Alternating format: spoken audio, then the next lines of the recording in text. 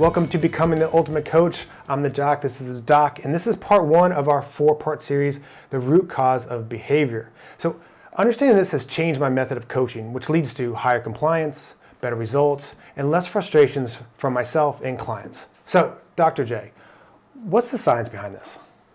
Well, the first thing that I always want to share is understanding how behavior in general works. And the basic premise is that behavior doesn't persist unless it's being reinforced. So that even includes the behaviors that are habits that we have that we don't like or we want to change, or we even see in other people where we're like, why do they keep doing that? It seems so destructive, or they don't feel good about it, or whatever it is. But somewhere along that line, for that behavior to continue to happen, it's being reinforced by something. And that's also often what it means is that it's serving us a purpose. And oftentimes it's a coping strategy, it can be a distraction, and sometimes it's a source of pleasure. And again, it might not cause us long-term pleasure, but it might be short-term pleasure. So the research highlights that there's basically 4 root causes of behaviors and 4 categories to think about. And they're escape, attention, tangible, and sensory. Yeah, and so this has really changed how I approach my clients. And we break this down into, we call it our EATS model.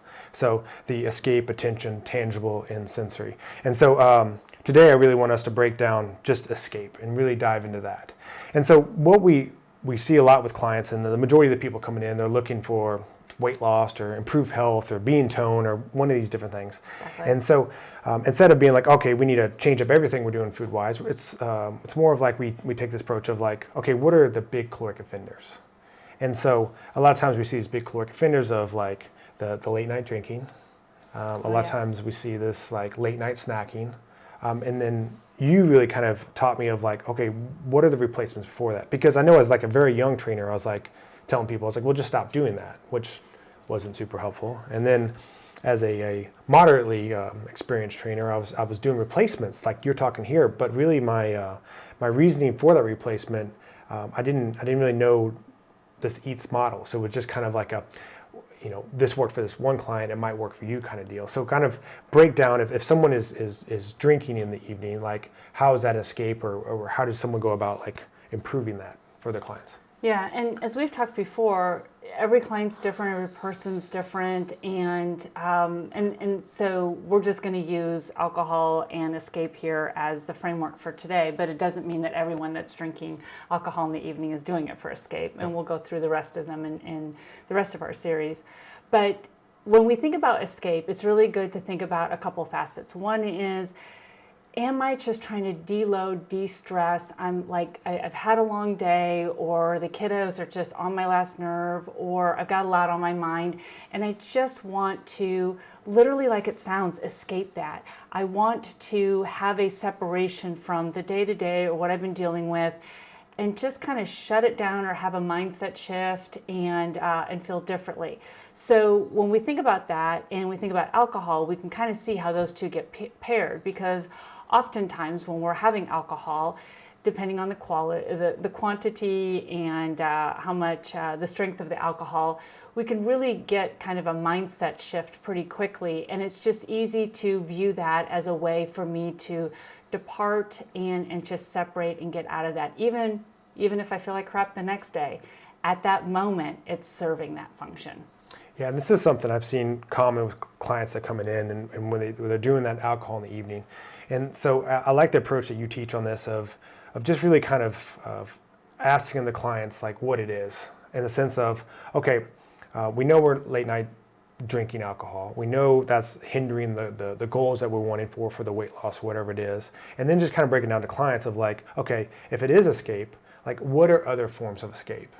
And this is what, a lot of coaches when we're teaching this model are like worried about like, well, I'm not a therapist and I don't want to get into this stuff and I don't want to open Pandora's box of problems, stuff like that.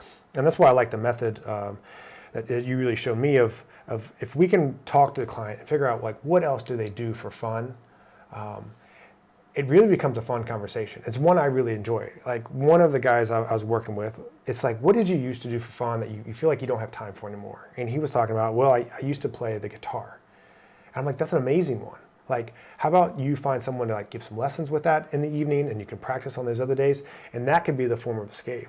And so it was just like a fun way of getting him going back to doing something fun that's fun for him. It gives him that same escape, but also gets his drinking that's cut down. Exactly, and I love that the use of the word fun, because fun, if you really think about it, when you have fun, it's in the way that we use that word, it's really about something that we're just mentally involved in, and it's enjoyable, and it's typically not about our daily stressors. It's not about the day-to-day grind. It's really just that separate thing that allows us to be in that moment and enjoy whatever that is. And so I love pairing fun with this, because it's not like, oh, what else can numb your mind? But it's really what else can distract you? What else can put you in a place that separates you from those daily stressors?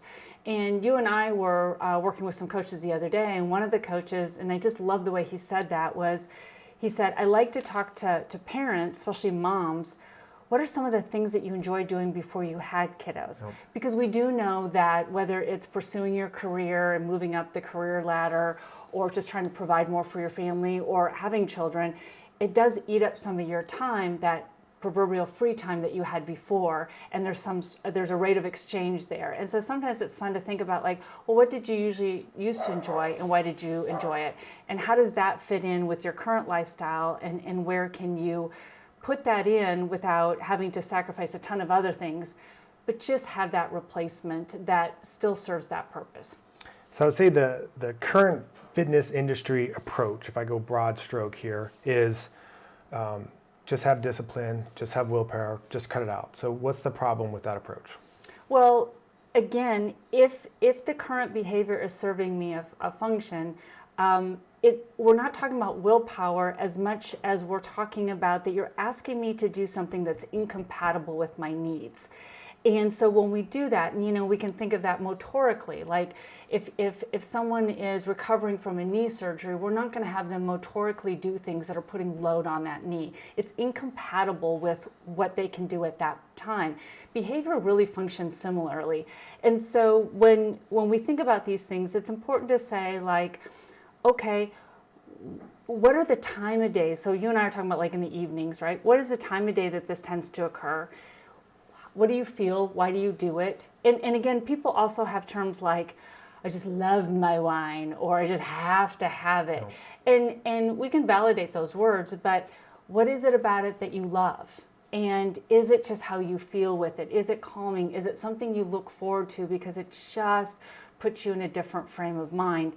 And once we find that, then willpower, compliance, motivation, they can all be there, but we actually have to have a plan that somebody can comply with. And I've talked about this before in BUCs, and when we talk to other people about this, is this notion of social validity. It has to match my lifestyle and be important to that. So compliance and willpower aren't about just willing yourself to do anything and everything. For a couple weeks, somebody probably could get rid of all their wine every evening and be the dry January. No. But it doesn't persist because of that fact that we're not meeting the needs of the person. And our brains are wired to go figure out what we need and go after it one way or another. Unfortunately, sometimes it's less adaptive and healthy for us than others. And that's what we're just trying to help people find. Yeah, and that dry January is such a good example, because I've had a handful of clients over the last 20 years of working with people who are like, they go a month and they cut it out, but it's almost like they're counting down the days so where they can start it up again. And then it's almost like that, super wet February where they're drinking as much as they would. So over the 2 months, they're still net even the same amount of alcohol. Exactly. And that's where the fitness industry, we have to be careful with this, because, and I'm not saying the fitness industry is in charge of dry January, but if we push too much this notion of deprivation, we only can be in a state of deprivation for so long. And that's why people are counting it down, because that need isn't met in a different way. So they've just removed it. And we can, again, do that for a period of time, but then we're going to boomerang back and have that super wet February. And when I first met you, the approach I was taking was I was using replacements. But a lot of times I was doing the replacements very similar to what they were doing. So if someone was drinking in the evening, I was trying to find a different drink for them to do, whether it be like tea or kombucha, or like there's even this like natural calm that's like a magnesium fizzy drink, something like that. So what's wrong with that approach? Well, again, if it's for escape, it's a mindset shift, right? It's just that relaxing whatever. And the reality is alcohol has some properties that will do that. Oh. It'll mess up with your sleep and other things later on, but at that moment, it can feel very relaxing. So again, what you were doing, which is actually, at least you were trying to match what the behavior looked like. Mm-hmm. And so it's the drinking, we call that the manifestation, right? How the behavior is manifesting. You are matching that, which is definitely a step above what I see sometimes too, where people have this like list of healthy behaviors and they just randomly like pick one. Hey, so you're drinking while you're cooking and you're just trying to relax after dinner, go take a bath. And I was like, well, but they're cooking. Yeah. This isn't going to work out real well. Don't cook, no dinner, but go take a bath and ignore everyone in your household, right? So so what you were doing was at least matching the manifestation of the behavior, which is great. I'm drinking, drink something else. But the manifestation of the behavior probably occurred over several years and different, or mom drank wine when she cooked or whatever. And what we're talking about here is taking it to that next level of, I'm not going to just look at what it looks like, but what purpose does it serve me and how does it make me feel? And so the kombucha, the teas, the things like that, they just don't have that same feel. Yeah, and so, really just to wrap this up, of when I'm working with clients and the coaches that we work with, it's one, being very clear with what the goal is, figuring out what those unhealthy behaviors are that we're trying to change. And then now that we have a clear path of that, of like, okay, what are these root cause of these unhealthy behaviors and how do we match it up to find replacements? And so we use we call it the EATS model. And so it's escape, attention, tangible, and sensory. And today we went over escape. Come into the next session and we're going to get into attention. So we'll see you then.